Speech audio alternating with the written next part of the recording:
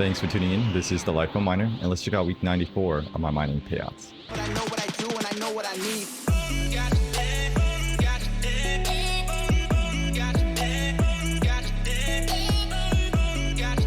So at the beginning of these payout videos, let's go over the date and time when I took these payouts. I took these payouts on January 31st of 2021, around 6 p.m. US Eastern time. And as of today, the price of Ethereum is $1,316.01. And because it is the end of the month, I'm going to go over my net profit and my YouTube profits. And I also want to add in my Twitch profits as well, since it's all related. Okay, so previous weeks I've been mining Ethereum, and I do average around 2.6 gigahashes mining Ethereum. I've been also mining Monero, and I do average around 14 kilohashes. So pulling up my Excel and checking out what I mined around 0.95 Ethereum, equaling around $1,250.76, and about 0.03 Monero, equaling around $4.11. So if I did sell everything as of today, I would have made $1,254.87. Okay, so now pulling up my electricity bill, I do pay about 10 cents per kilowatt hours. So for this month, the electricity bill came out to be $474. Okay, so now pulling back up my Excel, and if I did sell weekly, I would have made $5,458.01. The first mining farm, the electricity came out to be that $474. My second mining farm is a set fee of $100, so my total electricity cost came out to be $574. So for this month, I made a net profit of $4,884.01. If you didn't want to check out my YouTube profits, I did make around $1,769.28 off YouTube.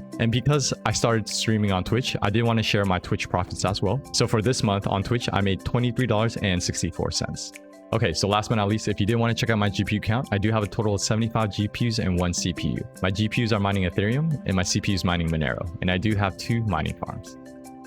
Okay, so for this week's fun clip, I did find a news clip on why Bitcoin jumped after Elon Musk's Twitter bio update to Bitcoin. So let's check this out. Joining me to discuss the moves in Bitcoin is Mike Buchella, partner at Hightower. Mike, I ask a lot of people, and maybe you can tell me about your strategy and insight around Bitcoin, how it trades, when and why you buy it. Like, I've heard the argument it just inexorably goes higher, but there are these moments when it does move. It moves down. It does, why does it do that? Why is it doing what it's doing now, and what's your strategy around it?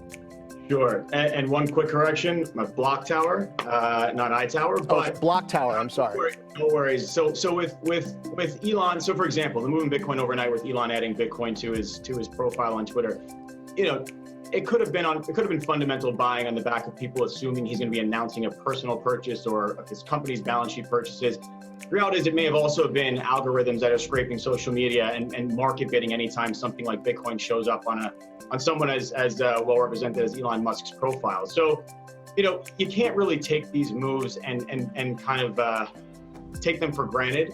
You have to understand that a lot of these kind of hyper volatile moves on particularly catalysts like Elon Musk adding Bitcoin to his profile are likely short-lived or at least unsustainable. And so you need to see a rebasing before you can actually get comfortable getting longer.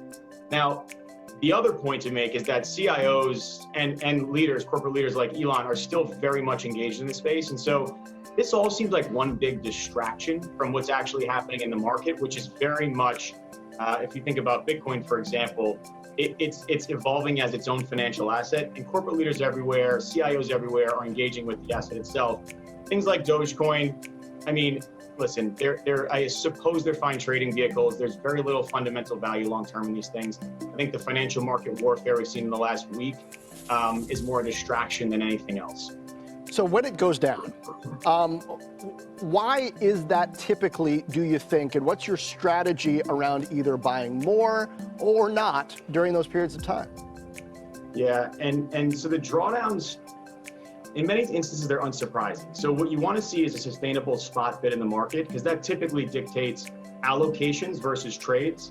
In significant run-ups, and if you're pulling market data from particular exchanges, you can see levered bids in the market, and you can see where they're coming from. So in traditional finance, when I was at Goldman, you're kind of looking for flows, and if you knew a particular broker-dealer was trading an asset, you knew it was more retail flow than institutional flow. Same thing happens here.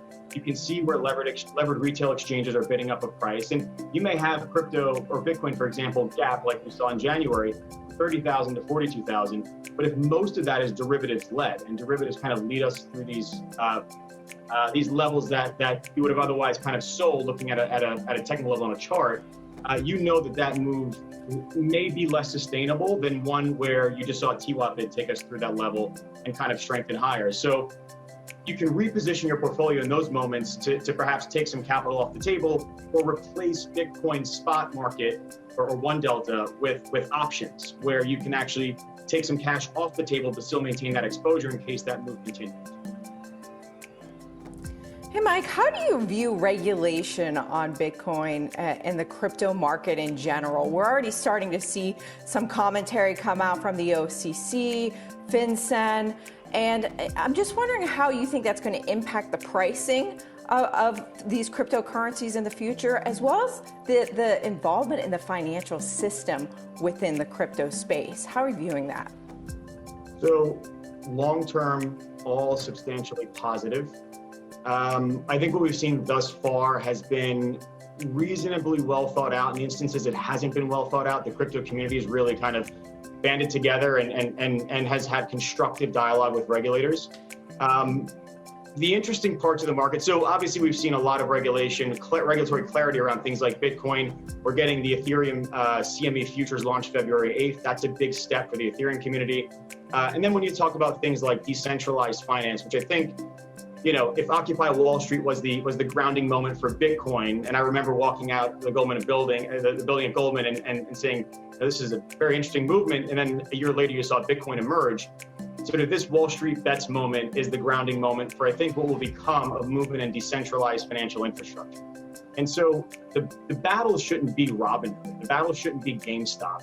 The battle should be innovation and evolving the financial infrastructure to become more decentralized. But also alongside that, I think financial literacy becomes a lot more important. So there's a lot of things happening. There's a lot of balls in the air. You know, we're in this, you know, Block Tower's in this 24 hours a day, 7 days a week. And, you know, even for us, sometimes it's a bit much to take in. Yeah, that could be the tagline for the week for sure. Thank you, Mike Buchela. Block Tower, as in blockchain.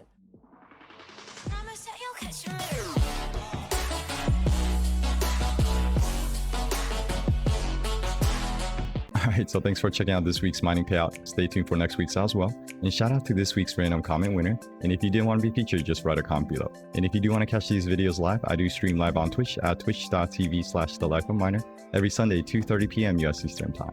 And if you do need any type of help, definitely join the Discord. I or someone knowledgeable will definitely help you out. Okay, so hope you enjoyed this video. Thumbs if you enjoyed it, sub if excited to see what's next. But of course, thanks for watching, and always, happy mining. Thanks for watching The Life of a Miner. This is Gohan from Dragon Ball Z. You don't want me to get angry and turn Super Saiyan, so make sure you subscribe to The Life of a Miner. I'm also the narrator. Next time on The Life of a Miner.